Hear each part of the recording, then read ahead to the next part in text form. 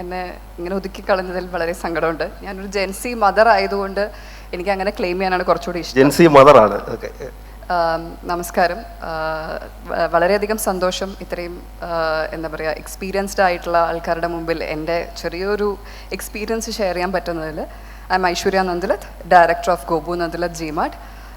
ഗോപു നന്ദിലത്ത് ജിമാർട്ട് എന്ന് പറയുന്ന ഗോപു നന്ദിലത്ത് എൻ്റെ അച്ഛനാണ്. ഇന്നോടകം ഞങ്ങൾക്ക് 57 സ്റ്റോഴ്സാണ് അക്രോസ് കേരളയുള്ളത്. 1988 തുടങ്ങിയതാണ് അച്ഛൻ ഈ സ്ഥാപനം. അതിൽ നിന്നുള്ള ലോങ് ജേർണിയിൽ ഞാൻ പതുക്കെ ഒരു 7 വർഷം മുമ്പ് ഞാൻ ജോയിൻ ചെയ്തു. പഠനത്തെക്കുറിച്ച് ഒന്ന് പറയാം. IT എഞ്ചിനീയർ ആണ് കേട്ടോ. ഞാൻ പഠിച്ചത് I M an engineer, IT ആണ് എൻ്റെ ഫീൽഡ്. അത് കഴിഞ്ഞ് ദെൻ മാർക്കറ്റിംഗ് MBA മാർക്കറ്റിംഗ് എടുത്തു പോസ്റ്റ് ഗ്രാജുവേഷൻ. അപ്പം തന്നെ ഞാൻ കല്യാണം കഴിഞ്ഞു. എഞ്ചിനീയറിംഗ് കഴിഞ്ഞ ഉടനെ തന്നെ ഞാൻ കല്യാണം കഴിച്ചു. അത് കഴിഞ്ഞാണ് MBA എടുത്തത്. പഠിക്കണമെന്നുള്ളത് കൊണ്ട് മാർക്കറ്റിങ്ങിലേക്ക് തന്നെ പോകണം എന്നുള്ളത് കൊണ്ട് തന്നെയാണ് ഞാൻ MBA പോകാം തന്നെ വിചാരിച്ചത്. അത് കഴിഞ്ഞ് ഒരു 7 വർഷം 2 കുട്ടികളെ നോക്കി ഒരു ഹോം മേക്കറായി ഇരുന്നു. 2 ഡിഗ്രിയും വെച്ച് വെറുതെ വീട്ടിലിരുന്ന് എന്താ പറയുക ഒരു somewhere in the corner of the world ഇങ്ങനെ നോക്കിയിരിക്കുമ്പോൾ എല്ലാവരെ പോലെയും ഞാനും ഇൻ്റർനെറ്റിൽ കാണുന്നത് എൻ്റെ ഫ്രണ്ട്സും എല്ലാവരും ഓരോ ജോലിയും അല്ലെങ്കിൽ അവർ സെറ്റിലായിട്ടുള്ള ലൈഫിൽ ഞാൻ ഏർലി സെറ്റിലായോ എന്നൊക്കെ ഒരു ചിന്ത എനിക്ക് വന്നിരുന്നു. കാരണം എഞ്ചിനീയറിംഗ് പ്രൊഫഷൻ എടുക്കുമ്പോൾ എവിടെയെങ്കിലും ഒരു MNCയിൽ ജോലി ചെയ്യണമെന്ന് ആലോചിച്ചിരുന്നു. പക്ഷേ എന്നെ അറിയുന്ന ആൾക്കാർ പറഞ്ഞിരുന്നു നീ ഒരിക്കലും ഒരാളുടെ കൂടെ വർക്ക് ചെയ്യില്ല എന്നുള്ളത്. May be business in the blood എന്നൊക്കെ പറയുന്ന പോലെ. അപ്പോൾ എനിക്ക് അറിയുന്ന ഒരു കാര്യം എനിക്ക് അച്ഛനോട് വന്ന് ചോദിക്കാൻ തോന്നി. കാരണം അച്ഛൻ ചെറുപ്പം മുതലേ ഞാൻ കാണുന്നത്, എനിക്ക് ഓർമ്മ വെച്ച കാലം മുതൽ അച്ഛൻ ഈ ബ്രാൻഡിന് വേണ്ടി എനിക്ക് തോന്നുന്നു എന്നെക്കാളും മുമ്പ് ജനിച്ചതാണ് അച്ഛൻ്റെ ഈ ബിസിനസ്. സോ അതുകൊണ്ട് തന്നെ ഞാൻ ഒരു ഫൈൻ ഡേ വന്ന് ചോദിച്ചു അച്ഛനോട്, എനിക്ക് ഇങ്ങനെ വെറുതെ ഇരുന്നാൽ പറ്റില്ല, ഒന്നെങ്കിൽ ഞാൻ അച്ഛൻ്റെ ബിസിനസ് ജോയിൻ ചെയ്യട്ടെ എന്ന് ചോദിച്ചു. സോ ലൈക്ക് ഐ സെഡ്, എൻ്റെ ടൈറ്റിൽ ഞാൻ ഡയറക്ടർ ആണെങ്കിലും ഐ എം ഫസ്റ്റ് ഡേ തൊട്ട് ഞാൻ ടാസ്ക് ഡയറക്ടറുടെ ആയിരുന്നില്ല. സോ ആ ഒരു ലോങ് ജേർണിയിൽ ഇന്ന് ഞാനിവിടെ നിൽക്കുന്നു. നമുക്ക് അതിലേക്ക് വിശദമായിട്ട് വരാം. നമുക്ക് അടുത്ത ആളിലേക്ക് കൂടെ ഒന്ന് പോയിട്ട് തിരിച്ചു വരാം. ജെഫ് 2022 കിറ്റെക്സിൽ ജോയിൻ ചെയ്യുന്നതെന്നാണ് ഞാൻ മനസ്സിലാക്കുന്നത്. അപ്പോൾ ഒന്ന് ജെഫിനെ കുറച്ചുകൂടി ഒന്ന് വിശദീകരിക്കാമോ? നമസ്കാരം. ഞാൻ പഠിച്ചതും വളർന്നതും കൊച്ചിയിലാണ്. ഇവിടെ വിദ്യോദയ സ്കൂൾ എന്ന് പറഞ്ഞൊരു സ്കൂളിലാണ് 12ാം ക്ലാസ് വരെ പഠിച്ചത്. അത് കഴിഞ്ഞ് ഗ്രാജുവേഷന് വേണ്ടിയിട്ട് ഞാൻ മെൽബണിലാണ് പോയത്. അവിടെ ബാച്ചിലേഴ്സ് ഓഫ് ബിസിനസ് ഓൺടർപ്രണർഷിപ്പാണ് പഠിച്ചത്. ആ സമയത്ത് ഒരു 6 മന്ത് ബ്രേക്ക് എടുത്ത് ഞാൻ തിരിച്ചു വന്നു ഇവിടെ ബിസിനസ്സിൽ വർക്ക് ചെയ്യാൻ വേണ്ടിയിട്ട്. ആ ഒരു 6 മന്ത്സിലാണ് എനിക്ക് ഒരു ഐഡിയ കിട്ടിയ. എനിക്ക് ഓപ്ഷൻ ഉണ്ടായിരുന്നു അവിടെ ഓസ്ട്രേലിയയിൽ പോയി കണ്ടിന്യൂ ചെയ്യാനും തിരിച്ച് ഒന്നെങ്കിൽ അവിടെ നിൽക്കാം അല്ലെങ്കിൽ തിരിച്ച് ബിസിനസ്സിൽ വന്ന് ജോയിൻ ചെയ്യാന്നുള്ള ഓപ്ഷൻ ഉണ്ടായിരുന്നു. 6 മന്ത് പീരീഡിൽ ഞാൻ ഡിസൈഡ് ചെയ്തു ഇതായിരിക്കും നല്ല ഓപ്ഷൻ എന്ന് ഡിസൈഡ് ചെയ്ത് ഞാൻ ഗ്രാജുവേഷൻ കഴിഞ്ഞ് തിരിച്ചിവിടെ വന്ന് ബിസിനസ്സിൽ ജോയിൻ ചെയ്തത്. അപ്പോൾ ഇതിനകത്ത് നമ്മൾ ഈ കുടുംബ ബിസിനസ്സിൻ്റെ കാര്യം പറയുമ്പം അതിനെക്കുറിച്ചൊക്കെ പലതരത്തിലുള്ള പഠനങ്ങൾ എല്ലായിടത്തും നടന്നിട്ടുണ്ട്. അപ്പോൾ അതിനകത്ത് ഒരു പ്രധാനപ്പെട്ട പോയിന്റ് പറയുന്നത് ഈ പുതിയ അടുത്ത തലമുറയെ എങ്ങനെ ബിസിനസ്സിലേക്ക് കൊണ്ടുവരണം. അപ്പോൾ അതായത് ഒരു ബൈ ഓപ്ഷൻ എന്ന് പറയുന്നത്, ഇപ്പോൾ ജെഫ് പറഞ്ഞ ആ വാക്ക് പറഞ്ഞപ്പോഴാണ് പെട്ടെന്ന് ഞാൻ ആ കാര്യം ഓർത്തത്. ചിലർ വളരെ അവരുടെ ബ്ലഡിലുണ്ട്, താല്പര്യത്തോടു കൂടി അതിലേക്ക് വരുന്ന ആൾക്കാരുണ്ട്. അതിനുശേഷം ഒരു പക്ഷേ പണ്ട് കാർന്നമാരൊക്കെ പറയുന്ന പോലെ എനിക്ക് ശേഷം നീയേ ഉള്ളൂ എന്ന് പറഞ്ഞ് വരുന്ന ഒരു തലമുറയുമുണ്ട്. അങ്ങനെയുമുണ്ട്, പലതരത്തിൽ വരാം. പക്ഷേ ഇത് ചിലരങ്ങനെ വന്നു കഴിഞ്ഞാലും ഗംഭീരമായിട്ട് പെർഫോം ചെയ്തിട്ടുള്ള ആളുകളുണ്ട്. നമുക്ക് മുന്നിൽ തന്നെ അങ്ങനെയുള്ള ഉദാഹരണങ്ങൾ നമ്മൾ പലരെക്കുറിച്ചുമൊക്കെ വായിച്ചിട്ടുണ്ട്. അപ്പോൾ അതുകൊണ്ട് രണ്ടും നല്ലതാണ്. പക്ഷേ എനിക്ക് ചോദിക്കാനുള്ള ചോദ്യം, എനിക്ക് ഒരു കാര്യം കൂടെ പറഞ്ഞിട്ട് നമുക്ക് മറ്റ് വിശദമായ ഇതിലേക്ക് പോകാം. ഇപ്പം ഇറിനിപ്പോൾ എന്താണ് കമ്പനിയിൽ ചെയ്യുന്ന ജോലി? ഞാനീ പറഞ്ഞ പോലെ ഞാൻ KLMൽ ഫിനാൻസിൻ്റെ VP ആണ്. അപ്പോൾ കൂടുതൽ ഫിനാൻസ് പരമായിട്ടുള്ള കാര്യങ്ങളാണ്. എനിക്ക് കൂടുതൽ ഒരു കസ്റ്റമർ മാനേജ്മെൻറ്റ് അല്ലെങ്കിൽ ഒരു ക്ലയൻറ്റ് റിലേഷൻഷിപ്പ് മെയിൻറ്റെയിൻ ചെയ്യാനുള്ള ഒരു ഇതിനേക്കാൾ ഉപരി ഒരു ഫിനാൻസ് എന്ന രീതിയിലാണ് കുറച്ചുകൂടി എൻ്റെ ഒരു ഏരിയ ഓഫ് ഇൻട്രസ്റ്റ് വരുന്നത്. സോ അതിൻ്റെ കാര്യങ്ങൾ ഈ ബാങ്കിങ്ങിലുള്ള പ്രവർത്തന പരിചയം ഒക്കെ വെച്ചിട്ട്. അതെ, ഞാൻ UG ചെയ്തത് ഫിനാൻസ് ആണ്. പിന്നെ ബാക്ക്ലേസിലും അതിൻ്റെ എക്സ്പീരിയൻസ് ആണ് ഞാൻ നേടിയെടുത്തത്. അപ്പോൾ അതാണ് കുറച്ചുകൂടി എനിക്ക് ഏരിയ ഓഫ് ഇൻട്രസ്റ്റ് എന്ന് തോന്നിയത്. അപ്പോൾ ഫിനാൻസും അതിൻ്റെ കാര്യങ്ങളും RBI ആയിട്ടുള്ള റെഗുലേഷൻസ്, അതിൻ്റെ കോസ്റ്റ്, അതിൻ്റെ കോസ്റ്റിംഗ്, പ്രോഫിറ്റ്, അങ്ങനെയുള്ള ഒരു ഫിനാൻസ് റിലേറ്റഡ് രീതിയിലേക്കാണ് ഞാൻ നോക്കുന്നത്. ഐശ്വര്യ ഏത് മേഖലയിലാണ് പ്രധാനമായിട്ടും ഇപ്പോൾ ഫോക്കസ് ചെയ്തുകൊണ്ടിരിക്കുന്നത്?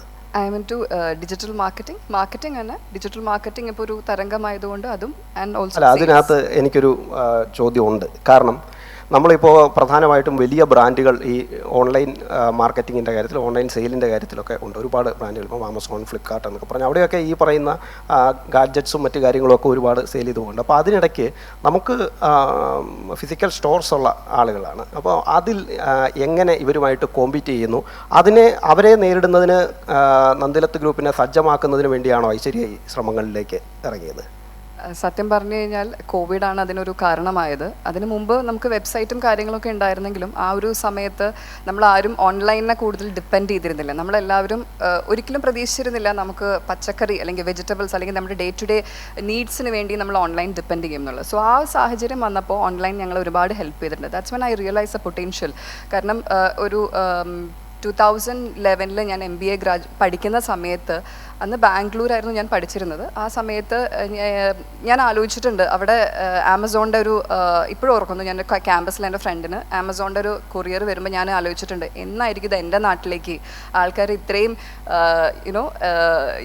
അവർക്കിത് യൂസ് ചെയ്യാൻ പറ്റുക, അല്ലെങ്കിൽ എങ്ങനെയായിരിക്കും ഇത് അവരുടെ ലൈഫ് സ്റ്റൈലിലേക്ക് ഇത് കൊണ്ടുവരാമെന്ന് ഞാൻ ആലോചിച്ചിരുന്നു. പക്ഷെ അത് അത്രയും സമയം എടുത്തില്ല, എന്നിരുന്നാലും കുറച്ച് ഗ്യാപ്പ് ഉണ്ടായിരുന്നു. പക്ഷെ ഇന്ന് നമുക്ക് ഓൺലൈൻ എന്ന് പറയുന്നതിന് കൂടുതൽ എന്താ പറയുക, ആക്സസിബിൾ ആണ് എല്ലാത്തിനും. എന്ത് കാര്യത്തിനായാലും ഇപ്പോൾ ബ്ലിങ്കിറ്റ് അല്ലെങ്കിൽ സ്വിഗ്ഗി, ഇൻസ്റ്റാമാർട്ട്, എല്ലാ സംഭവങ്ങളും ഉള്ളതുകൊണ്ട് തന്നെ നമ്മളെല്ലാവരും കുറച്ചുകൂടി കൺവീനിയൻ്റ് ആണ്. ഡെലിവറിയുടെ വേഗം കുറയ്ക്കാൻ ശ്രമിച്ചുകൊണ്ടിരിക്കുകയാണ് ഇപ്പോൾ എല്ലാവരും, അല്ലേ? അങ്ങനെയാണ്. അതാണ് നമുക്ക് ടൈം സ്പെൻഡ് ചെയ്യാൻ നമ്മൾ തീരെ തയ്യാറല്ല. അതിന് പകരമാണ് ഓൺലൈൻ പോർട്ടൽസ് അല്ലെങ്കിൽ ഓൺലൈൻ പ്ലാറ്റ്ഫോംസ് നമ്മളെ ഹെൽപ്പ് ചെയ്യാൻ നിൽക്കുന്നത്. അത് NRIസിനെയാണോ പ്രധാനമായിട്ടും? ഇപ്പം ഞങ്ങളുടെ കേസിൽ എങ്ങനെയാണെന്ന് വെച്ച് കഴിഞ്ഞാൽ, ഇപ്പോൾ ആമസോൺ, ഫ്ലിപ്കാർട്ട്സ് ഉണ്ടെങ്കിൽ തന്നെ, ഫ്ലിപ്കാർട്ടും അതുപോലത്തെ ഓൺലൈൻ കോമ്പറ്റീഷൻ ഞങ്ങൾക്ക് ഉണ്ടെങ്കിൽ തന്നെയായാലും അത് യാതൊരുവിധ രീതിയിൽ ഞങ്ങളെ എഫക്റ്റ് ചെയ്യാത്തത്. ബിക്കോസ് അറ്റ് ദി എൻഡ് ഞങ്ങൾക്ക് നന്ദില ജിമാർട്ട് എന്ന് പറയുന്നതോ അല്ലെങ്കിൽ ഞങ്ങളുടെ ബ്രാൻഡ് കേരളം റെക്കഗ്നൈസ് ചെയ്ത് കഴിഞ്ഞൊരു ബ്രാൻഡാണ്. സോ നമ്മൾ ആ ഒരു ട്രസ്റ്റ് ബിൽഡ് ചെയ്യാൻ ഒരു 42 വർഷം ഈ ഇൻഡസ്ട്രിയിൽ തന്നെ തുടരുമ്പോൾ ആ ഒരു ട്രസ്റ്റ് ആളുകളിലേക്ക് എത്തിക്കാൻ ഞങ്ങൾക്ക് സാധിച്ചു. അതുകൊണ്ട് തന്നെയാണല്ലോ ഈ 42 വർഷം ഇത്രയും, it's not easy to work in Kerala, do a business in Kerala എന്ന് ഞാൻ വിശ്വസിക്കുന്നു. ഈ ഡിജിറ്റൽ ഇതിനകത്ത് ഐശ്വര്യയുടെ ഒരു കോൺട്രിബ്യൂഷൻ എന്തായിരുന്നു? എനിക്ക് സത്യം പറഞ്ഞു കഴിഞ്ഞാൽ അപ്പോൾ ഈ ഡിജിറ്റൽ ഈ ഒരു ഓൺലൈൻ പ്ലാറ്റ്ഫോമിൻ്റെ ഒരു പൊട്ടൻഷ്യൽ മനസ്സിലാക്കിയതിന് ശേഷം ഞാൻ കുറച്ചും കൂടി അത് എന്താ പറയുക, ഒരു കസ്റ്റമർ ഫ്രണ്ട്ലി ആക്കാൻ അല്ലെങ്കിൽ യൂസർ ഫ്രണ്ട്ലി ആക്കാൻ ഞാൻ ശ്രമിച്ചിരുന്നു. പിന്നെ അത് മാത്രമല്ല, എനിക്ക് മനസ്സിലായി എൻ്റെ potential customer is not from Kerala, it is from outside. കാരണം എന്താ വെച്ചാൽ വിദേശത്തുള്ള ഇപ്പോൾ മക്കളോ അല്ലെങ്കിൽ ഫാമിലിയോ ഉണ്ടാവും. അവരുടെ ഫാമിലി ചിലപ്പോൾ നാട്ടിലായിരിക്കും, എക്സ്റ്റൻഡ് റിലേറ്റീവ് ആർക്ക് വേണമെങ്കിലും ആയിക്കോട്ടെ. പക്ഷെ അവർക്ക് ചിലപ്പോൾ ഷോപ്പ് ചെയ്യാനായിട്ട് വന്ന് ഒരു കൺവീനിയൻ്റ് ആയിട്ട് ചിലപ്പോൾ ഇത്തിരി ഏജ് എത്തിയ പേരൻസ്, അങ്ങനെ ഒത്തിരി കേസസ് ഞങ്ങൾ കാണുന്നുണ്ട്. അപ്പോൾ ആ ഒരു സാഹചര്യത്തിലാണ് ഞങ്ങൾക്ക് അവിടെ ഹെൽപ്പ് ചെയ്യാൻ പറ്റുന്നത്. ഇപ്പോൾ ആമസോൺ, ഫ്ലിപ്കാർട്ടിൽ പോയി വാങ്ങുമ്പോൾ കുറച്ചും കൂടെ അവിടെ വെൻഡർ ആരാണെന്നോ അല്ലെങ്കിൽ സെയിൽസ്മാൻ എന്താ പറയുന്നത് ഒന്നുമില്ല, you are just blindly buying it. പക്ഷേ വേറെസ് ഞങ്ങളെ പോലെയുള്ള ഒരു സ്ഥാപനം, ഒരു ഫിസിക്കൽ സ്റ്റോർ അവിടെ ഉള്ളപ്പോൾ എപ്പോഴും നിങ്ങൾക്ക് ആ ഒരു ക്രെഡിബിലിറ്റി ഉണ്ടാവും. So credibility is what we R focusing. Touch feel. Credibility എന്താ വെച്ചാൽ, ഇപ്പം നിങ്ങളൊരു ഓൺലൈനിൽ ഒരു പ്രൊഡക്റ്റ് വാങ്ങി നന്ദില ജിമാർട്ടിൽ നിന്ന്, പക്ഷേ ഇപ്പോൾ അതിൽ നിന്ന് എന്തെങ്കിലും രീതിയിലുള്ള ഇപ്പം നിങ്ങൾക്ക് ഇൻസ്റ്റാൾ ചെയ്യാനോ അല്ലെങ്കിൽ ഡിലേ വന്നു, നിങ്ങൾ ആരെ കോൺടാക്ട് ചെയ്യും? ആമസോൺ, ഫ്ലിപ്കാർട്ട് ആണെങ്കിൽ U have A call centre. അത് റിപ്പീറ്റ് ചെയ്ത് കോൾ ചെയ്ത് നമ്മൾ ചില കേസസിൽ ഞാൻ കേട്ടിട്ടുണ്ട്, you get fed up with call centre. ഒന്നും ചെയ്യാൻ പറ്റില്ല, കോൾ സെൻറ്ററുകാരായാലും ആരെ അപ്രോച്ച് ചെയ്യും. സോ ദാറ്റ് ടൈം ഡ്യൂറേഷൻ നമ്മൾ എത്രയും ഇതിനു വേണ്ടി സ്പെൻഡ് ചെയ്യേണ്ടതുണ്ടാവും. പക്ഷേ ഞങ്ങളുടെ കേസിൽ വരുമ്പോൾ you have a physical store, കിട്ടിയില്ല, ശരി, we have a head office, we are there as a brand. So ആ ഒരു ക്രെഡിബിലിറ്റി ഞങ്ങൾക്ക് എന്നും കാത്തു സൂക്ഷിക്കാൻ പറ്റിയിട്ടുണ്ട്. NRI ഓഡിയൻസ് ആണ് ഞങ്ങൾക്ക് കൂടുതലും ഓൺലൈൻ വഴിയുള്ള പർച്ചേസിൻ്റെ ഒരു മേജർ ഷെയർ ഞങ്ങൾ ചെയ്യുന്നത്. ജഫ് ഈ അന്ന കിറ്റക്സ് ഗ്രൂപ്പ് ഡയറക്ടർ ആണ്. സ്വയം ഇതിനകത്ത് എങ്ങനെയാണ് പൊസിഷൻ ചെയ്യുന്നത്? ഞാൻ എല്ലാ ഡിവിഷനിലെയും ഡയറക്ടറാണ്. ഇപ്പോൾ അന്ന അലുമിനിയം ആണെങ്കിലും, സാറാ സ്പൈസസ് ഫുഡ് പ്രൊഡക്ട്സ് ആണെങ്കിലും, കിറ്റക്സ് ലിമിറ്റഡ് ആണെങ്കിലും എല്ലാ കമ്പനീൻ്റെയും ഡയറക്ടറാണ്. ഡേ ടു ഡേ ഓപ്പറേഷൻസിൽ ഞാൻ ഇൻവോൾവ് അല്ല, പക്ഷേ ഇൻഡിവിജ്വലി ഞാൻ റിവ്യൂ ചെയ്യാറുണ്ട് 3 കമ്പനീസും. 3 കമ്പനീസിൻ്റെ ആൾക്കാർ എൻ്റെ അടുത്ത് ഡയറക്റ്റ്ലി റിപ്പോർട്ടിംഗ് ആണ്. അങ്ങനെയാണ് ഞാൻ മോണിറ്റർ ചെയ്യുന്നത്. എനിക്ക് തോന്നുന്നു ഈ കോവിഡിൻ്റെ കാലത്തൊക്കെ ചില പരീക്ഷണങ്ങളൊക്കെ അന്ന കിറ്റക്സ് ഗ്രൂപ്പും നടത്തിയിരുന്നു എന്ന് തോന്നുന്നു. അതേക്കുറിച്ച് ഒന്ന് പറയാമോ? അതിനകത്ത് ജഫിൻ്റെ ഒരു കോൺട്രിബ്യൂഷൻ എന്തായിരുന്നു? അല്ല, കോവിഡിൻ്റെ കാലത്ത് ആക്ച്വലി മറ്റ് ബിസിനസ്സുകൾക്ക് ഒരു മോശം കാലമായിട്ട് പറയുമായിരുന്നെങ്കിലും ഞങ്ങൾക്ക് കിറ്റക്സ് ഇപ്പോൾ ഒരു 10 days സ്കൂളിൽ അടച്ചിടേണ്ട വന്നിട്ടില്ല. ഞങ്ങൾക്ക് ഹോസ്റ്റൽ ഫെസിലിറ്റി ഉള്ളതുകൊണ്ടും ഞങ്ങൾ ആ സമയത്ത് PPE കിറ്റ്സും മാസ്ക്സും ആ ഒരു പ്രൊഡക്റ്റ് ലൈൻസിലേക്ക് പോവുകയും അത് ഞങ്ങൾക്ക് ആ സമയത്തൊരു വലിയ നന്നായി വരികയും ചെയ്തു. അത് കഴിഞ്ഞ് ഞങ്ങൾക്കൊരു വലിയ അഡ്വാൻറ്റേജ് വന്നത് ഞങ്ങളുടെ കുറേ റീറ്റെയിലേഴ്സ് എക്സ്പോർട്ടിൽ ചെയ്യുന്ന റീറ്റെയിലേഴ്സിൽ കുറേ പേര് ഫുഡ് റീറ്റെയിലേഴ്സ് ആയിരുന്നു. അവർ ഓപ്പൺ ആയിരുന്നു. അപ്പോൾ ആ സമയത്ത് കൂടുതൽ ബേബി ഗാർമെൻറ്റ്സ് ആണ് ഞങ്ങൾ മേജർലി ചെയ്യുന്നത്.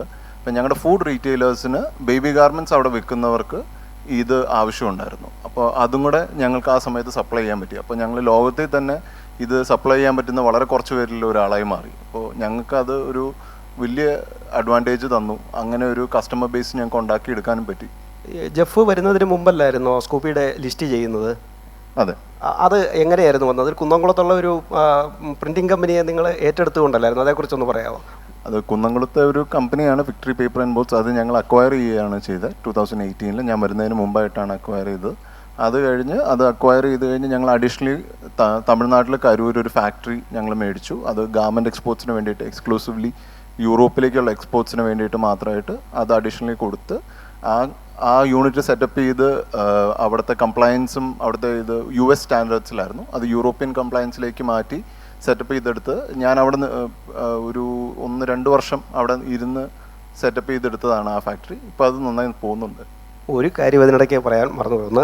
ഈ വിക്ടറി പ്രസ് എന്ന് പറയുന്ന കുന്നംകുളത്തെ വളരെ പ്രശസ്തമായിട്ടുള്ള പഴയൊരു പ്രസ്സാണ്. ഐശ്വര്യക്കറിയാം അതിൻ്റെ കുറച്ച് കാര്യങ്ങൾ കൂടി അല്ലേ?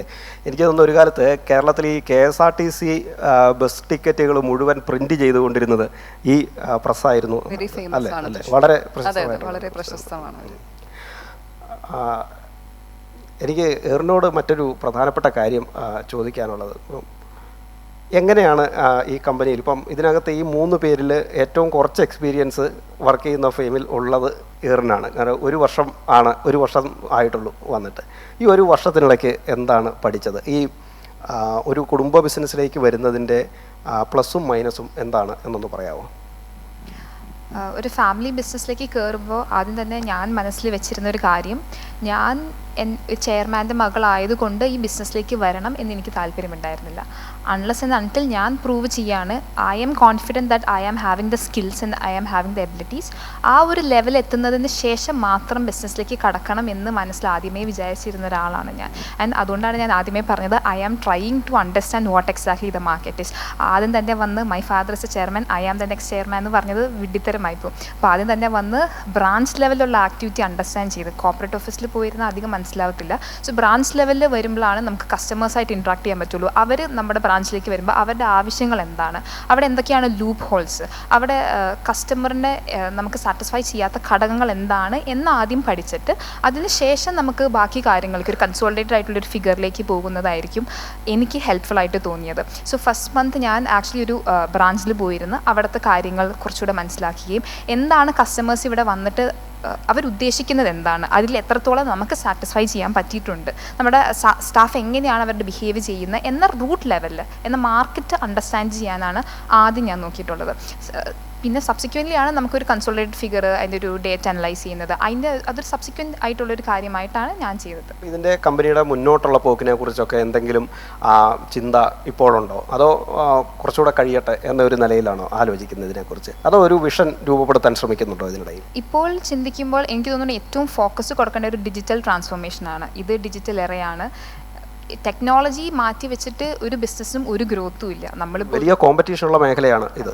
അപ്പോൾ നമ്മളിപ്പോൾ ഒരു ബിസിനസ്സിനെ ജഡ്ജ് ചെയ്യുന്നത് തന്നെ അവരുടെ ടെക്നോളജി ബേസ് ചെയ്തിട്ടാണ്. ഞാനൊരു ക്ലോത്ത് മേടിക്കുകയാണെങ്കിലും ആ സാധനം കൈ കിട്ടുന്നതിന് മുന്നേ ഞാൻ അവരെ ജഡ്ജ് ചെയ്യാണ് on the base of there website. അവരുടെ വെബ്സൈറ്റ് എത്ര യൂസർ ഫ്രണ്ട്ലി ആണ്, എനിക്ക് ഈ സീംലെസ് ആയിട്ട് കാര്യങ്ങൾ ചെയ്യാൻ പറ്റുന്നുണ്ടോ എന്ന ഫാക്ടറിൽ ഞാൻ അവരെ ജഡ്ജ് ചെയ്യാണ്. സോ ഇന്നോവേഷൻ ആൻഡ് ടെക്നോളജി ഇല്ലാണ്ട് നമുക്ക് മുന്നേറാൻ സാധിക്കില്ല. ഇപ്പോൾ വലിയ നാഷണലൈസ്ഡ് ബാങ്ക് എടുത്ത് നോക്കുകയാണെങ്കിൽ അവർക്ക് അവരുടേതായിട്ടുള്ള വെർച്വൽ അസിസ്റ്റൻസ് ഉണ്ട്. സോ ആ ഒരു തലത്തിലേക്ക് നമ്മളെയും മുന്നോട്ട് എത്തിക്കണം എന്നൊരു വിഷൻ ഉണ്ട്. ഡിജിറ്റൽ ട്രാൻസ്ഫോർമേഷനാണ് ഏറ്റവും മെയിൻ ആയിട്ട് വെക്കുന്ന കാര്യം. ബിക്കോസ് നമുക്ക് ഇപ്പോൾ ഞാൻ പറയട്ടെ, നമ്മുടെ KLM Maxviക്ക് ഒരു ആപ്പ് ഉണ്ട്. അതിൻ്റെ ഒരു ടാഗ്ലൈൻ തന്നെ ടാപ്പ് എന്നാണ്.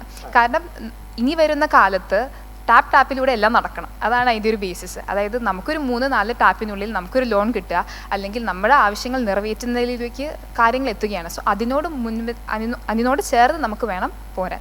സോ അതിനൊരു ഡിജിറ്റൽ ട്രാൻസ്ഫോർമേഷൻ എന്നൊരു ആശയമാണ് എനിക്കുള്ളത്. വലിയ കോമ്പറ്റീഷൻ നേരിടുന്ന മേഖല തന്നെയാണ് ഈ പറയുന്ന ഈ റീറ്റെയിൽ, ഈ പറയുന്ന FMCG സാധനങ്ങളുടെയൊക്കെ ഒരു വിൽപ്പന എന്ന് പറയുന്നത്. ഗൃഹോപകരണ വിപണി എന്ന് നമ്മൾ മലയാളത്തിൽ സാധാരണ പറയാനുള്ളത്. ഇതിനകത്ത് ഒരുപാട് കമ്പനികൾ ഇപ്പോഴുണ്ട്. മാത്രമല്ല ഈ പറഞ്ഞ പോലെ ഓൺലൈനായിട്ട് സെയിൽ നടക്കുന്നുണ്ട്. ഇതിനകത്തൊക്കെ ഒരു ഭാവി നോക്കി കാണുമ്പോൾ എന്താണ് ശരിക്കും ഈ ഒരു ബിസിനസ്സിൻ്റെ ഫ്യൂച്ചർ എന്ന് പറയുന്നത്? ഇതെങ്ങനെ മാറാൻ സാധ്യതയുണ്ടെന്നാണ് ഒരു അനുഭവത്തിൻ്റെ അടിസ്ഥാനത്തിൽ, ഇത്ര നാളത്തെ അനുഭവത്തിൻ്റെ അടിസ്ഥാനത്തിലും അല്ലെങ്കിൽ ഒരു കാഴ്ചപ്പാടിൻ്റെ ഒക്കെ അടിസ്ഥാനത്തിലായി ശരിക്കും തോന്നുന്നത്? റീറ്റെയിൽ ശൃംഖലയിൽ അല്ലെങ്കിൽ ഗൃഹോപകരണങ്ങളുടെ ശൃംഖലയിൽ എനിക്ക് തോന്നുന്നത് കുറച്ചും കൂടെ കോമ്പറ്റീഷൻ കൂടിയിട്ടുണ്ട്. So market size has become like you know ഒരു സാച്ചുറേഷൻ എത്തിയെന്ന് എനിക്കിപ്പോഴും തോന്നുന്നില്ല. കാരണം ഒരുപാട് പൊട്ടൻഷ്യൽ ഉണ്ട് കേരളത്തിൽ തന്നെ. ഈ പറഞ്ഞ പോലെ തന്നെ എന്താ പറയുക, കോമ്പറ്റീഷൻ കൂടിയാലും ഞങ്ങൾ ഫോക്കസ് ചെയ്യുന്നത് സത്യം പറഞ്ഞു കഴിഞ്ഞാൽ വോളിയത്തിലാണ്. സോ വോളിയമാണ് ഇപ്പോൾ. പ്രോഫിറ്റ് മറന്ന് ഒരു പരിധി വരെ ഞങ്ങൾ ഒരു കാലഘട്ടത്തിൽ പ്രോഫിറ്റ് നോക്കിയിരുന്നു. ഇപ്പോൾ പ്രോഫിറ്റ് നോക്കി ബിസിനസ് സസ്റ്റെയിൻ ചെയ്ത് പോകാനായിട്ട് വളരെ ബുദ്ധിമുട്ടാണ്. അപ്പോൾ എന്ന് വെച്ചാൽ നഷ്ടത്തിൽ കൊടുക്കുക എന്നുള്ളതല്ല അതിനർത്ഥം വോളിയം നമ്മൾ ഫോക്കസ് ചെയ്യുക. നേരത്തെ നമ്മൾ പ്രോഫിറ്റ് നോക്കിയിരുന്നു, ഇപ്പോൾ വോളിയം നോക്കി അതിൽ നിന്ന് നമ്മൾ പ്രോഫിറ്റ് ഉണ്ടാക്കാനുള്ള കാര്യങ്ങളാണ് നമ്മൾ കൂടുതൽ ഫോക്കസ് ചെയ്യുന്നത്. ഇനി ഒരു നെക്സ്റ്റ് എനിക്ക് തോന്നുന്നത് കുറച്ചും കൂടെ ഞങ്ങൾ ഫോക്കസ് ചെയ്യുന്നത് എവറി 30 കിലോമീറ്റേഴ്സിൽ ഒരു സ്റ്റോർ വേണം എന്നുള്ള ഒരു പ്ലാനിലാണ് പോകുന്നത്. ഇപ്പം നിങ്ങളൊരു എക്സാമ്പിൾ നമുക്ക് എല്ലാവർക്കും അറിയുന്ന ഒരു ബ്രാൻഡാണ് സ്റ്റുഡിയോൻ്റെ സ്ട്രാറ്റജി എടുത്തു കഴിഞ്ഞാൽ മിനിമം അഡ്വർടൈസ്മെൻറ്റ് എന്താ പറയുക സ്ട്രാറ്റജിയിലാണ് അവർ പോകുന്നത്. കാരണം അവർക്കൊരു ബ്രാൻഡ് എൻഡോഴ്സ്മെൻ്റ് ആയിട്ട് ഒരു എന്താ പറയുക ഒരു സെലിബ്രിറ്റി ഇല്ല, അല്ലെങ്കിൽ ഓൺലൈൻ പ്ലാറ്റ്ഫോംസ് ഇല്ല, അല്ലെങ്കിൽ വെബ്സൈറ്റ്സ് ഇല്ല, അവർക്കൊരു ആപ്പ് ഇല്ല, അല്ലെങ്കിൽ യാതൊരുവിധ രീതിയിലുള്ള അഡ്വർടൈസ്മെൻറ്റും ഒന്നും കൊടുക്കാതെയാണ് ആ ബ്രാൻഡ് വളർന്നത്. പക്ഷേ ഇന്നോടകം എറണാകുളം സിറ്റിക്കകത്ത് തന്നെ എത്ര സ്റ്റുഡിയോ ഔട്ട്ലെറ്റ്സ് നിങ്ങൾക്ക് കാണാം? എനിക്കിപ്പോൾ ഞാൻ വരുന്നത് തൃശ്ശൂരിൽ നിന്നാണ്. തൃശ്ശൂർ ടൗണിൽ തന്നെ എനിക്ക് പറയാൻ പറ്റും 4-5 സ്റ്റുഡിയോ ഷോറൂംസ് ഉണ്ട്. അപ്പോൾ അവിടെ എന്തുകൊണ്ടാണ് അവരത് ചെയ്യുന്നത്? അവർക്ക് ആ പൊട്ടൻഷ്യൽ അറിഞ്ഞതുകൊണ്ടാണല്ലോ, അല്ലേ? It's affordable one thing and other thing അവർക്ക് ആ ഒരു ഈ നന്ദിലത്ത് ചെയ്യുന്ന ബിസിനസ്സിൽ അതുപോലെ ഒരു സിറ്റിയിൽ തന്നെ പല ഷോപ്പുകൾ അതിനുള്ള ഒരു സ്കോപ്പ് ഉണ്ട്. ഇപ്പം ഞങ്ങൾ കോട്ടയം ജില്ലയിൽ ഞങ്ങൾക്ക് 8 ഷോറൂംസ് ആണ് ഉള്ളത്. ഇപ്പോൾ തൃശ്ശൂർ ജില്ലയിൽ എടുത്താൽ ഞങ്ങൾക്ക് 7 ഷോറൂംസ് ഉണ്ട്. So what we R focusing is, ഇപ്പോൾ പണ്ടൊക്കെ ആയിരുന്നു നമുക്ക് തൃശ്ശൂർ വന്ന് ഷോപ്പ് ചെയ്യുക, ഗുരുവായൂരുള്ളത്, അല്ലെങ്കിൽ ഇവിടെ കുറച്ച് തോപ്പുംപടി എന്ന്, അല്ലെങ്കിൽ എനിക്കറിയില്ല ഇവിടുത്തെ കുറച്ചും കൂടെ എറണാകുളം സിറ്റിയിൽ എങ്ങനെ. അപ്പോൾ ഞാൻ പറയുകയാണെങ്കിൽ ഇപ്പോൾ കുന്നംകുളത്ത് നിന്ന് ആരും തൃശ്ശൂർ വന്ന് ഷോപ്പ് ചെയ്യാൻ വളരെയധികം അത്രയും ആൾക്കാർ എഫേർട്ട് എടുക്കണമെന്നില്ല. ഈ പറഞ്ഞ പോലെ ഓൺലൈനും എല്ലാ കാര്യങ്ങളും നമ്മുടെ ഡോർ സ്റ്റെപ്പിൽ കൊണ്ടെത്തിക്കുന്ന സാഹചര്യത്തിൽ നമുക്ക് കോതമംഗലമെന്നോ മൂവാറ്റുപുഴയെന്നോ പെരുമ്പാവൂരെന്നോ അങ്ങനെ പറയാം. അതുകൊണ്ട് തന്നെ ഞങ്ങളിപ്പോൾ അത് പ്ലാൻ ചെയ്തിട്ടാണ് ഇപ്പോൾ കൊച്ചിയിൽ തന്നെ വി ആർ മോർ എക്സ്പാൻഡിങ് പ്രോസസ്സിൽ നടക്കുകയാണ്. അപ്പോൾ ഈ ഒരു കാരണങ്ങൾ കൊണ്ട് തന്നെ നമ്മളെല്ലാവരും ടൈം കൺസ്യൂം ചെയ്ത് നമ്മുടെ കംഫർട്ട് സോണിന് ബ്രേക്ക് ചെയ്യാത്ത രീതിയിലാണ് നമ്മളെല്ലാവരും ലിവ് ചെയ്യുന്നത്. അപ്പോൾ അതുകൊണ്ട് തന്നെ നമ്മുടെ ഡോർ സ്റ്റെപ്പിൽ അത് അവൈലബിൾ ആണെങ്കിൽ ആൾക്കാർ അത്രയും കംഫർട്ടബിൾ ആണ്. പ്രൈസിങ് യെസ് ഒരു സ്ട്രാറ്റജിയാണ്. പ്രൈസിങ് എന്തായാലും ഒരു എത്ര നമ്മൾ ഒരു ബ്രാൻഡ് എൻഡോഴ്സ്മെൻറ്റ് ചെയ്താലും, അല്ലെങ്കിൽ എത്ര രീതിയിൽ ഞാൻ പബ്ലിസിറ്റി കൊടുത്താലും 1, 2, 3 എന്നുള്ളൊരു കാറ്റഗറിയിൽ കസ്റ്റമർ അപ്പോഴും പ്രൈസ് കോൺഷ്യസ് ആണ്. ഞാൻ പറയുന്നില്ല എല്ലാവരും, ഒരു വിഭാഗം കസ്റ്റമേഴ്സ് പ്രൈസ് കോൺഷ്യസ് ആണ്. They tend to look into ഓൺലൈനിൽ നോക്കാം, അതിൻ്റെ പ്രൈസ് എത്രയാണെന്ന് നോക്കാം, അല്ലെങ്കിൽ തൊട്ടടുത്തുള്ള വേറെ കോമ്പറ്റീറ്റർ സൈഡിലേക്ക് പോകാം. So what we can provide is, നമുക്ക് ഈ ഒരു കൺവീനിയൻ്റ് ആയിട്ട് ഡോർ സ്റ്റെപ്പിൽ കൊണ്ടുവയ്ക്കുക എന്ന് മാത്രമല്ലാതെ ബാക്കി കാര്യങ്ങളും കൂടെ ഞങ്ങൾ ഫോക്കസ് ചെയ്യുന്നുണ്ട്. ഇപ്പോൾ എനിക്കുള്ള നെക്സ്റ്റ് ഫ്യൂച്ചറിസ്റ്റിക് ആയിട്ട് ഞാൻ തിങ്ക് ചെയ്യുന്നതും തന്നെയായാലും എവറി 30 കിലോമീറ്റേഴ്സിൽ ഞങ്ങൾ ചെയ്യണം എന്നുള്ളതാണ് ഞങ്ങളുടെ ഇപ്പോഴത്തെ plan. Maybe in future we will be moving to another state. Aishwarya പറഞ്ഞതിൽ ഒരു കാര്യമുണ്ട്. ഇപ്പം ഈ GST ഇളവ് വന്നല്ലോ, അപ്പം വോളിയം കൂടുതൽ വരും എന്ന്, അങ്ങനെ നമ്മുടെ വരുമാനത്തിൽ വർധന ഉണ്ടാവും എന്നുള്ളൊരു പ്രതീക്ഷ ഉണ്ടല്ലോ. അപ്പോൾ ഈ അന്നാക്കിറ്റെക്സിൻ്റെ കാര്യത്തിലേക്ക് വരികയാണെങ്കിൽ ഇങ്ങനെ ഒരു ഘടകത്തെ എങ്ങനെയാണ്, ഈ വോളിയം കൂടുന്നത് വഴി ഉണ്ടാകുന്ന ഒരു ഗ്രോത്ത്, അത് എങ്ങനെയാണ് നിങ്ങൾ കാണുന്നത്? ഞങ്ങൾ ഇപ്പോൾ ഗാർമെൻറ്റ് എക്സ്പോർട്ട് ബിസിനസ്സിൻ്റെ കാര്യത്തിലാണെങ്കിൽ പറയുകയാണെങ്കിൽ വോളിയമാണ് കീ ഫാക്ടർ. അവിടെ ഞങ്ങൾ ഈ കോസ്റ്റ് ഓഫ് പ്രൊഡക്ഷനാണ് ഞങ്ങൾ കോമ്പീറ്റ് ചെയ്യുന്നതിൻ്റെ മെയിൻ അത് കോൺട്രാക്ട് മാനുഫാക്ചറിങ് ബിസിനസ് ആയതുകൊണ്ട്, കിറ്റെക്സ് ഒരു കോൺട്രാക്ട് മാനുഫാക്ചറിങ് ബിസിനസ് ആയതുകൊണ്ട് നമ്മൾ കോമ്പീറ്റ് ചെയ്യുന്നത് ഇന്ത്യ മാത്രമായിട്ടല്ലേ, ഇന്ത്യ, ചൈന, ബംഗ്ലാദേശ്, വിയറ്റ്നാം. ഇതിൽ ഏറ്റവും നല്ല പ്രൈസ് ആർക്കെടുത്ത് കൊടുക്കാൻ പറ്റുന്നോ അവർക്കാണ് ഇത് ഓർഡർ കിട്ടുന്നത്. അപ്പോൾ വോളിയൂം ഓഫ് സ്കെയിൽ ഡെഫിനറ്റ്ലി ഭയങ്കര ഇമ്പോർട്ടൻ്റ് ആണ്. അത് വെച്ചിട്ട് വേണം നമുക്ക് അഡീഷണൽ എന്താ വേണ്ടതെന്നുള്ളത് ഇപ്പോൾ അടുത്ത ലെവലിലേക്ക് എങ്ങനെ ചെയ്യാൻ പറ്റുമെന്ന് നമുക്ക് നോക്കുന്നത്. അപ്പോൾ അതെങ്ങനെ കുറച്ചുകൊണ്ട് വരാമെന്നുള്ളതാണ് ഞങ്ങളുടെ ഒരു മെയിൻ ഇത് കിറ്റെക്സിൽ തന്നെ. ഇത് 2 ബ്രദേഴ്സാണല്ലോ. ഇപ്പോൾ ഫാമിലി ബിസിനസ് എന്ന് പറഞ്ഞാൽ ഒരു തലമുറ, അടുത്ത തലമുറ, അങ്ങനെ പോയിട്ട് ഇതിനകത്ത് ഇപ്പോൾ ഇരിക്കുന്ന ഈ 3 പേരിൽ 3-ാം തലമുറയിൽ പെടുന്ന ആളാണ് ജെഫ്. അപ്പം ജെഫിന് മുമ്പ് ഈ ബിസിനസ് രണ്ടായിട്ട് രണ്ട് ധാര ഇതിന് 2 കമ്പനികൾ വന്നു. അപ്പോൾ സാബു എം ജേക്കബും ഉണ്ട്, ബോബി എം ജേക്കബും ഉണ്ട്. നിങ്ങളുടെയൊക്കെ ഒരു ബിസിനസ് സ്ട്രാറ്റജിയൊക്കെ മെനയുന്ന സമയത്ത് എങ്ങനെയാണ് നിങ്ങൾ ഫാദറും സഹോദരനും ഒക്കെ തമ്മിലുള്ള ഈ കാര്യങ്ങളൊക്കെ സംസാരിക്കാറുണ്ടോ? അതൊന്ന് പറയാമോ? കുറച്ച് രസമായിരിക്കും ആളുകൾക്ക് കേൾക്കാൻ. ഫാദറിൻ്റെ ബ്രദർ സാബു അങ്കിൾ മാനേജ് ചെയ്യുന്നത് ലിസ്റ്റഡ് ആയിട്ടുള്ള കിറ്റക്സ് ഗാർമെൻറ്റ്സ് ലിമിറ്റഡ് ആണ്. എൻ്റെ ഫാദർ നോക്കുന്നത് Kitex limited, Anna aluminium, Sara spices, Scoobee Day garments India limited, പിന്നെ അന്ന അലുമിനിയം വെസൽസ് എന്ന് പറഞ്ഞ ഷോറൂംസ് ഉള്ള ഒരു വിഭാഗം. ഈ ഡിവിഷൻസാണ് എൻ്റെ ഫാദർ നോക്കുന്നത്. ബിസിനസ്സിൽ ഞങ്ങൾ തമ്മിൽ ഒരു ബന്ധവുമില്ല, രണ്ടുപേരും 2 ഇതിലാണ് പോകുന്നത്. വീട്ടിൽ താമസം ഒരുമിച്ചാണെന്ന് മാത്രമേ ഉള്ളൂ. വേറെ ഒരു ജോയിൻറ്റ് ഫാമിലി ആയിട്ടാണ് ഞങ്ങൾ താമസിക്കുന്നത്. ബിസിനസ്സിൽ ഒരു റിലേഷനും ഇല്ല ഞങ്ങൾ തമ്മിൽ. എന്തെങ്കിലും അഡ്വൈസ് ചോദിച്ചത്, ഇതൊക്കെ നിങ്ങൾ പരസ്പരം സംസാരിക്കാറുണ്ടോ ഈ കാര്യങ്ങളൊക്കെ? എന്തെങ്കിലും അഡ്വൈസ്, ഇപ്പോൾ പുതിയതായിട്ട് നമ്മൾ എന്തെങ്കിലും ചെയ്യുകയാണെങ്കിൽ ഒരു അഭിപ്രായം ചോദിക്കും, പക്ഷേ ഫൈനൽ തീരുമാനം എപ്പോഴും നമ്മുടേതായിരിക്കും. അതിൽ നമ്മൾ കോൺഫ്ലിക്റ്റ് ഉണ്ടാകും. ഗ്രാൻഡ് ഫാദർ ഉള്ള സമയത്ത് തന്നെ ചാച്ചൻ എപ്പോഴും പറയും, നിങ്ങൾ രണ്ടുപേരും ഒരു ബിസിനസ് നോക്കുവാണെങ്കിൽ പണ്ടേ അടിച്ചു പിരിയും. അത് രണ്ടുപേരും 2 പേഴ്സണാലിറ്റികളാണ്, 2 ഇതിലുള്ളവരാണ്. അതുകൊണ്ട് തന്നെ എന്താണ് നിങ്ങളെ യോജിപ്പിച്ച് നിർത്തുന്ന ഘടകം?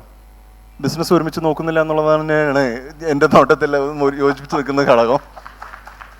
അത് ഒരു കാരണവശാലും ഇപ്പം ഞാനും എൻ്റെ സിസ്റ്ററും ഇപ്പോൾ ഒരു ബിസിനസ് നോക്കുവാണെങ്കിൽ തന്നെ അപ്പം തന്നെ അത് കോൺഫ്ലിക്റ്റ് ആയല്ലോ. അത് എന്ന് പറഞ്ഞാൽ എൻ്റെ ഒരു പെർസ്പെക്റ്റീവ് ആയിരിക്കത്തില്ല എൻ്റെ സിസ്റ്ററിനുള്ള. എൻ്റെ സിസ്റ്റർ തന്നെ ഇപ്പോൾ കിറ്റക്സിൽ മാനേജിങ് ഡയറക്ടർ അപ്രൂവൽസ് നോക്കുന്ന ആളാണ്. ഞാൻ ആ ഒരു സെക്ഷൻ ഞാൻ നോക്കാറില്ല. അത് അങ്ങനെ സ്ട്രിക്റ്റ് ആയിട്ട് അത് ഒരാളുടെ ഉത്തരവാദിത്തമാണ്, അതിൽ കയറി ഇടപെടരുത് എന്നുള്ളൊരു സ്ട്രിക്റ്റ് ആയിട്ടുള്ളൊരു ഇതിൽ പോവുക. പിന്നെ ഫാമിലി ഇപ്പോൾ ഒരു സെറ്റ് ഓഫ് വാല്യൂസ് ഞങ്ങൾക്ക് എഴുതി തന്നതിൽ ഒരിക്കലും ഫാമിലി മെമ്പേഴ്സിനെ ഇൻഡക്റ്റ് ചെയ്യരുതെന്ന് ഞങ്ങളുടെ ഇതിൽ വെച്ചിട്ടുണ്ട്. ഫാമിലി മെമ്പേഴ്സിനെ ബിസിനസ്സിൽ എടുത്തു വയ്ക്കരുത്. പക്ഷേ അത് കുറച്ച് ബുദ്ധിമുട്ടേറിയ ഒരു കാര്യമാണ്. പ്രത്യേകിച്ച് വലിയ രീതിയിലുള്ള സമ്മർദ്ദം പല ഭാഗത്തു നിന്നും ഉണ്ടായിക്കൊണ്ടിരിക്കുന്ന ഒരു കാര്യമാണ്. അതുകൊണ്ട് തന്നെ ഈ ഫാമിലി ബിസിനസ് ചെയ്യുന്ന ആൾക്കാർ ഒരു തിയറി തന്നെയുണ്ട്, പുറത്തുനിന്നുള്ളവരെ കീ പോസ്റ്റിലേക്ക് കൊണ്ടുവന്ന് വെക്കുക എന്നുള്ള ഒരു ഇതുണ്ട്. ഐറിന് എന്താ തോന്നുന്നത്? എനിക്ക് തോന്നുന്നു പ്രൊഫഷണൽസിനെ ഒരിക്കലും ഫാമിലി മെമ്പേഴ്സ് വെച്ചിട്ട് റീപ്ലേസ് ചെയ്യാൻ പറ്റില്ല. ഒരു ബാലൻസ് ആണ് വേണ്ടത്. പ്രൊഫഷണൽസും ഫാമിലി മെമ്പേഴ്സും തമ്മിലുള്ള ഒരു ബാലൻസ് നമുക്ക് വേണം. കാരണം മാനേജ്മെൻറ്റ് എന്ന് പറയുന്നത് ownership is entirely different and it is very important also. കാരണം ഇൻവെസ്റ്റേഴ്സിൻ്റെ ട്രസ്റ്റും ഷെയർ ഹോൾഡേഴ്സിൻ്റെ ട്രസ്റ്റും വേണമെങ്കിൽ അവിടെ ഓണർഷിപ്പ് വേണം, അവർ ഇൻവോൾവ് ആയിരിക്കണം ബിസിനസ്സിൽ. എന്ന് വെച്ച് അതൊരു റീപ്ലേസ്മെൻ്റ് അല്ല, പ്രൊഫഷണൽസിനുള്ള റീപ്ലേസ്മെൻ്റ് അല്ല. അതിനകത്ത് ഒരു ഒപ്റ്റിമം, ഒരു clear distinction of roles and responsibilities, അതെല്ലാം ഭയങ്കര ഇമ്പോർട്ടൻ്റ് ആണ്. ബിക്കോസ് ഞാനിപ്പോൾ ഓഫീസിൽ വരുമ്പോൾ എൻ്റെ അപ്പൻ ചെയർമാനായതുകൊണ്ട് ഇത് പറഞ്ഞാൽ ഇത് ചിലപ്പോൾ ശരിയാക്കും എന്നൊരു ചിന്തയോടുകൂടി വന്നാൽ അവിടെയാണ് ഒരു കോൺഫ്ലിക്റ്റ് ഓഫ് ഇൻട്രസ്റ്റ് വരുന്നത്.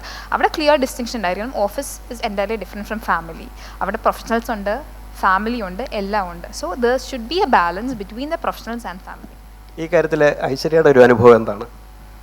എനിക്കും ഇതേ ഒരു സംഭവം തന്നെയാണ്. ഞാൻ ബിസിനസ്സിൽ ജോയിൻ ചെയ്ത സമയത്ത് ഞാൻ ഡയറക്ടർ പോസ്റ്റൊക്കെ കണ്ടപ്പോൾ തന്നെ ഞാൻ ആദ്യം വിചാരിച്ചു, ഓക്കെ ഡയറക്ടറായി അപ്പോൾ പിന്നെ ആ ഒരു രീതിയിൽ വാം വെൽക്കമിങ് ആയിരിക്കുന്നത്. ഫസ്റ്റ് ഡേ അച്ഛൻ എന്നോട് പറഞ്ഞത് തന്നെ എല്ലാ മീറ്റിംഗ്, ഞങ്ങൾ ഹെഡ് ഓഫീസ് തൃശ്ശൂരാണ്. സോ തൃശ്ശൂർ എല്ലാ ഞങ്ങളുടെ ടീംമേറ്റ്സിനെ എല്ലാവരെയും വിളിച്ചിട്ട് പറഞ്ഞു, എൻ്റെ മോള് ജോയിൻ ചെയ്യാണ്, ഡയറക്ടർ പോസ്റ്റാണ്. പക്ഷേ എൻ്റെ ഡ്യൂട്ടി ഫസ്റ്റ് ഡേ എനിക്ക് തന്നത് അവിടെ നിൽക്കുന്ന ആരേക്കാളും കൂടുതൽ ഏറ്റവും ബേസിക് ജോബായിരുന്നു എനിക്ക് തന്നിരുന്നത്. സോ എനിക്ക് അതിൽ നിന്ന് മനസ്സിലായത് എന്താണെന്ന് വെച്ച് കഴിഞ്ഞാൽ, ഐ ഓൾവേസ് ബിലീവ് നമ്മുടെ മുമ്പിലുള്ള ഓരോ കാര്യങ്ങളും നമ്മൾ ലേൺ ചെയ്യാനായിട്ട് നമ്മൾ പഠിക്കാനുള്ളൊരു മനസ്സ് കാണിക്കുക എന്നുള്ളത്. സോ എന്നോട് ആദ്യം പറഞ്ഞു, നീ എക്സ്പെൻസ് പഠിക്കൂ. എന്താണ് ഇപ്പോൾ ഇത്രയും അന്ന് ഞങ്ങൾക്ക്, ഞാൻ 7 വർഷം മുമ്പ് ജോയിൻ ചെയ്യുമ്പോൾ എനിക്ക് തോന്നുന്നു ഞങ്ങൾക്കൊരു 36 ഷോറൂംസാണ് ഉണ്ടായിരുന്നത്. സോ ആ 36 ഷോറൂമിൻ്റെയും സ്റ്റോറിൻ്റെയും എക്സ്പെൻസ് നീ പഠിക്കുക ആദ്യം. എന്താണ് നമുക്ക് ഉള്ള എക്സ്പെൻസ്, ഒരു സ്റ്റോറിനെ സംബന്ധിച്ച് എത്ര എക്സ്പെൻസ് ഉണ്ട്, അവിടെ എത്ര ഇൻകം നിനക്ക് വരുന്നുണ്ട് എന്ന് മനസ്സിലാക്കി കഴിഞ്ഞാൽ തന്നെ ദ ബിസിനസ് സേഫ് ആയിട്ടാണോ പോകുന്നത്, ആ സ്റ്റോർ പ്രോഫിറ്റബിൾ ആയിട്ടാണോ പോകുന്നത് എന്നറിയാൻ പറ്റും. വരവിനനുസരിച്ച് ചിലവ് ചെയ്യുക എന്നുള്ളൊരു കോൺസെപ്റ്റാണ് അച്ഛൻ്റെ. അപ്പം എനിക്കത് ആദ്യം ചോദിച്ചു, എന്താ എനിക്ക് ഡയറക്ടർ പോസ്റ്റ് വന്നിട്ട് എന്നോട് എന്നും ചോദിക്കും, എന്താണ് എക്സ്പെൻസ്. അങ്ങനെ ഞാൻ 3 മാസം പഠിച്ചു. ആ 3 മാസം എനിക്ക് തോന്നുന്നു നല്ലൊരു വിഷനായിരുന്നു, നല്ലൊരു ഐ ഓപ്പണിംഗ് സെഷനായിരുന്നു എനിക്കത്. കാരണം ഞാൻ വിചാരിക്കും ആരെക്കാളും കൂടുതൽ ഞാൻ വിചാരിച്ചു പേപ്പേഴ്സ് സൈൻ ചെയ്യലും കാര്യങ്ങളൊക്കെ ആയിട്ടുള്ള, ഡയറക്ടർ ആയി കഴിഞ്ഞിട്ടും പുറകോട്ടും വെള്ളം കോരലും ഒക്കെ ചെയ്യേണ്ടി വരുന്നതായിരുന്നു. ഞാൻ എപ്പോഴും പറയായിരുന്നു ഒരു അപ്രന്റീസ് പണിയായിരുന്നു അതിലും ഭേദം, ബെറ്റർ എന്ന് ചോദിക്കുമായിരുന്നു. ഒരു ജാനിറ്റർ പണിയൊക്കെ തന്നിരുന്നെങ്കിൽ കുഴപ്പമില്ലായിരുന്നു എന്നൊക്കെയുള്ള രീതിയിൽ. പക്ഷെ എന്നിരുന്നാലും അത് നമുക്കിപ്പോൾ പറയുമ്പോൾ അതൊക്കെ ഒരു തമാശയായി പറയാൻ പറ്റും. പക്ഷെ അന്നത്തെ ഒരു സിറ്റുവേഷനിൽ ഞാൻ ആലോചിക്കുമ്പോൾ എനിക്ക് ആദ്യത്തെ 2 ദിവസമൊക്കെ എനിക്ക് മടുപ്പ് തോന്നിയിട്ടുണ്ട്. വലിയ കാര്യത്തിൽ ഞാൻ ജോലി വേണമെന്ന് ചോദിച്ചു വാങ്ങിയിട്ട് ഈ എക്സ്പെൻസ് നോക്കാനാണോ എന്നെ കൊണ്ടിരുത്തിയെന്ന് ചോദിച്ചിട്ടുണ്ട്. പക്ഷെ അതെനിക്കൊരു ലേണിംഗ് എക്സ്പീരിയൻസ് ആണ്. നമ്മൾ വായിച്ചിട്ടില്ലേ, സൂററ്റിലൊക്കെയുള്ള ചില വജ്ര വ്യാപാരികൾ അവരുടെ മക്കളെ ഇവിടെ കൊണ്ടുവന്ന് ഹോട്ടലിലൊക്കെ ജോലിക്ക് നിർത്തി ജീവിതം എന്താണെന്ന് പഠിച്ചിട്ട് വരാൻ പറയുന്ന അങ്ങനെയുള്ള ചില കഥകളൊക്കെ നമ്മൾ ഒരു കേട്ടിട്ടില്ലേ? കാര്യം ഉണ്ടായത് എനിക്ക് തോന്നുന്നു ചിലപ്പോൾ അച്ഛന് കുറച്ച് ഒരു പെൺകുട്ടി ആയതുകൊണ്ടുള്ള ഒരു മനസ്സലിവ് കൊണ്ടായിരിക്കും എന്നെ വെയർ ഹൗസിൽ ആദ്യം കൊണ്ടിടാഞ്ഞത്. അല്ലെങ്കിൽ ആദ്യം എന്നെ വെയർ ഹൗസിലായിരിക്കും കൊണ്ടിടുക. കാരണം അച്ഛൻ പലരോടും പറഞ്ഞിട്ടുണ്ട് ഒരു ബിസിനസ് പഠിക്കണമെങ്കിൽ ആദ്യം വെയർ ഹൗസ് തൊട്ട് തുടങ്ങണം എന്ന് പറഞ്ഞു. എന്തോ എനിക്കറിയില്ല, അതിൻ്റെ ഒരു പ്രിവിലേജ് എനിക്ക് ഉണ്ടായിട്ടുണ്ടായിരുന്നു. അവിടെ നിന്ന് കണ്ണുരുട്ടുന്നുണ്ട്. പക്ഷേ എന്തായാലും ഒരു കാര്യം കൂടി ഞാൻ ജെഫിൻ്റെ അടുത്ത് ഒന്ന് ചോദിക്കാം. ജെഫ് പഠിച്ച സമയത്ത് വിദേശത്തായിരുന്നല്ലോ പഠിച്ചത്, പാർട്ട് ടൈം ജോബൊക്കെ ചെയ്തിട്ടുണ്ടായിരുന്നോ? ഒന്ന് പറയാമോ? ഞാൻ പാർട്ട് ടൈമായിട്ട് വർക്ക് ചെയ്തിട്ടുണ്ട്. അതല്ലാണ്ട് നമ്മൾ എന്താ ചെയ്തത്? ഞാൻ മറ്റേ സാംസങ്ങിൻ്റെ ഒരു പ്രൊമോട്ടറായിട്ട് വർക്ക് ചെയ്തിട്ടുണ്ട്. പിന്നെ ഇവൻറ്റ് മാനേജ്മെൻറ്റിൽ സെയിൽസിൽ വർക്ക് ചെയ്തിട്ടുണ്ട്. അങ്ങനെ പിന്നെ സാറാസിൻ്റെ സെയിൽസ്മാനായിട്ട് പോയിട്ടുണ്ട്. ഷോപ്സ് വിസിറ്റ് ചെയ്യാനും മെർച്ചൻഡൈസിങ്ങിനും പോയിട്ടുണ്ട്. അപ്പോൾ അന്ന് തൊട്ടേ ഇൻവോൾവ് ആണ്. അങ്ങനെ എല്ലാ വക ഡിപ്പാർട്ട്മെൻറ്റ്സിലും ഞാൻ ഇൻവോൾവ് ആയിട്ട് ചെയ്തിട്ടുണ്ട്. Very good. വളരെ സന്തോഷമുണ്ട്. കാരണം സാഹചര്യങ്ങൾ എന്താണെന്നൊക്കെ മനസ്സിലാക്കി വളർന്നു വന്നിട്ടുള്ള 3 പേരാണ് നമുക്കൊപ്പം ഇരിക്കുന്നത്, ഈ പുതിയ തലമുറയുള്ളത്. ആദ്യം അവർക്കൊരു കയ്യടി കൊടുക്കാം എല്ലാവർക്കും.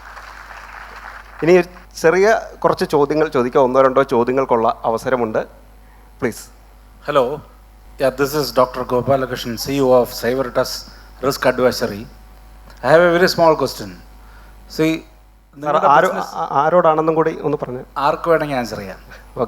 ഓക്കെ. ഈ 3 പേരുടെ ബിസിനസ്സും 3 രീതിയിൽ നല്ല രീതിക്ക് ഡെവലപ്പായി വന്നിരിക്കുന്ന ഒരു സിറ്റുവേഷനാണ് ഇപ്പോൾ നിലവിൽ. സോ എൻ്റെ ഒരു ക്വസ്റ്റ്യൻ എന്താണെന്ന് വെച്ചാൽ, ഇൻ യുവർ വ്യൂ പോയിന്റ് നിങ്ങളുടെ ബിസിനസ്സിനെ ഇത്ര സ്ട്രോങ് ആക്കുന്നത് നിങ്ങളുടെ നെറ്റ് പ്രോഫിറ്റ് ആണോ ക്യാഷ് ഫ്ലോസ് ആണോ? താങ്കൾ ഏതിനാണ് ഇമ്പോർട്ടൻസ് കൊടുക്കുന്നത്? 3 പേർക്കും പറയാം. എറിൻ. എനിക്ക് തോന്നുന്നു ക്യാഷ് ഫ്ലോസ് ആണ്. ബിക്കോസ് ക്യാഷ് ഫ്ലോസ് ഇല്ല, net profit is of course important ആണ്. പക്ഷേ നമുക്ക് working capital day to day ഓപ്പറേഷൻസിന് ഒരു ക്യാഷ് ഫ്ലോ ഇല്ലാണ്ട് ഒരു ഫേമിനും ഒന്നും മുന്നോട്ട് പോകാൻ പറ്റില്ല. എസ്പെഷ്യലി ആ ബിസിനസിന്റെ പ്രത്യേകത കൊണ്ടും കൂടി ആവും അല്ലേ? എസ്പെഷ്യലി NBFC ആകുമ്പോൾ ഡേ ടു ഡേ ഓപ്പറേഷൻസ് ആൾക്കാർ വന്ന് ലോൺ എടുക്കുമ്പോൾ നമുക്കൊരു ക്യാഷ് മാനേജ്മെൻറ്റ് സിസ്റ്റം തന്നെ വേണം. Because cash flows working capital ഇല്ലാണ്ട് there is nothing possible, especially for the banking business.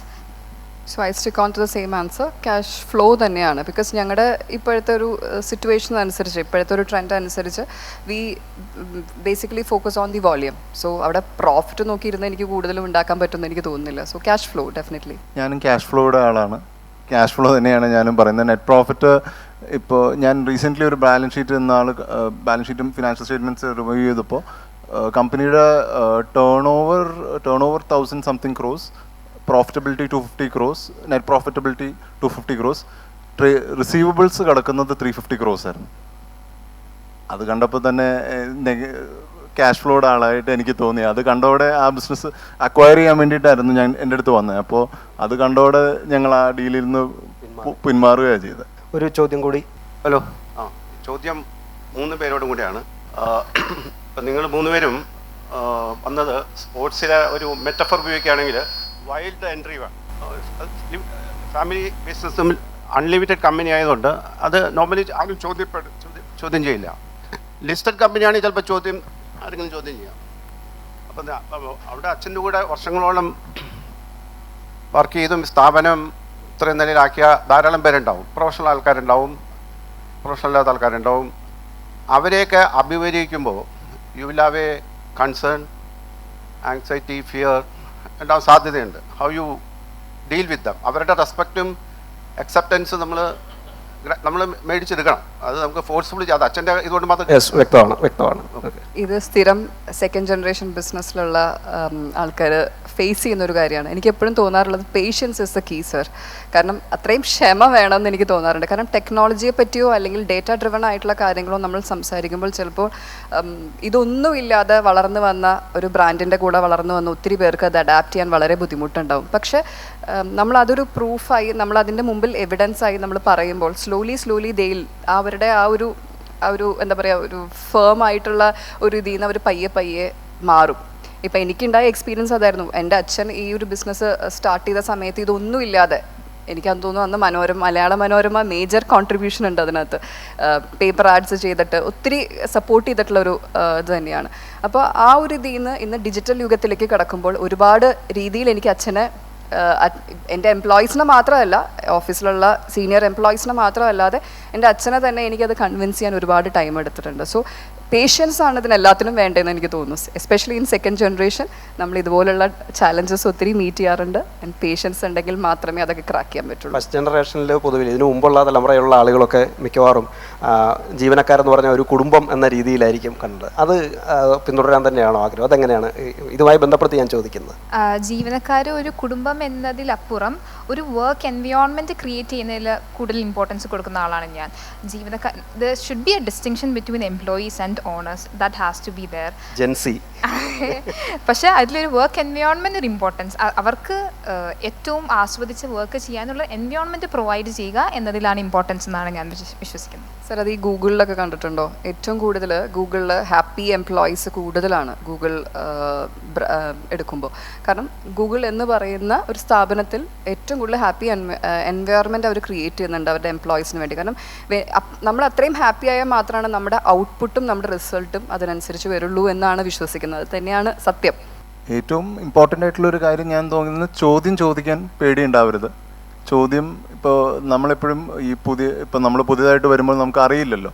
ഇപ്പോൾ ഇത് അറിയില്ലല്ലോ, നമുക്ക് ഈ കാര്യം അറിയില്ല എന്ന് ചോദിച്ചാൽ അപ്പം തന്നെ നമ്മുടെ അടുത്ത് ചോദിക്കും ഇത് നിങ്ങൾക്ക് അറിയില്ലേ എന്നുള്ളൊരു ചോദ്യം വന്നു കഴിഞ്ഞാൽ നമ്മൾ പേടിച്ചു പോകും. ഫസ്റ്റ് ഇനീഷ്യലി അതൊരു ഇതാണ്. അപ്പോൾ ഫാദർ പഠിപ്പിച്ചു വന്നേക്കുന്ന ഒരു കാര്യം എന്താന്ന് പറഞ്ഞാൽ ഏറ്റവും മണ്ടൻ ചോദ്യമാണെങ്കിലും ചോദിച്ചോ, അറിയുന്ന കാര്യമാണെങ്കിലും ചോദിച്ചോ, അത് പേടിയുണ്ടാവരുത്.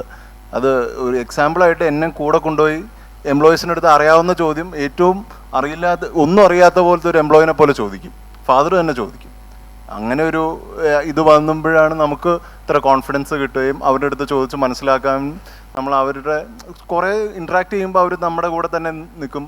പിന്നെ നമ്മൾ അവർക്ക് വേണ്ട കാര്യങ്ങൾ ഇപ്പോൾ ചെയ്തു, ഇപ്പോൾ കുഞ്ഞു കുഞ്ഞു കാര്യങ്ങളായാലും മതി, ഇപ്പോൾ അവർക്ക് വേണ്ടത് ചെയ്തു കൊടുത്തു കഴിഞ്ഞാൽ അവർ പെട്ടെന്ന് നമ്മളെ നമുക്കൊരു ഇതിൽ ഇൻവോൾവ്മെൻ്റ് ഉണ്ടെന്ന് അവർക്ക് ഫീൽ ചെയ്യണം. അതാണ് അവർക്ക് ഞാൻ നോട്ട് ചെയ്തിരിക്കുന്ന ഒരു കാര്യം.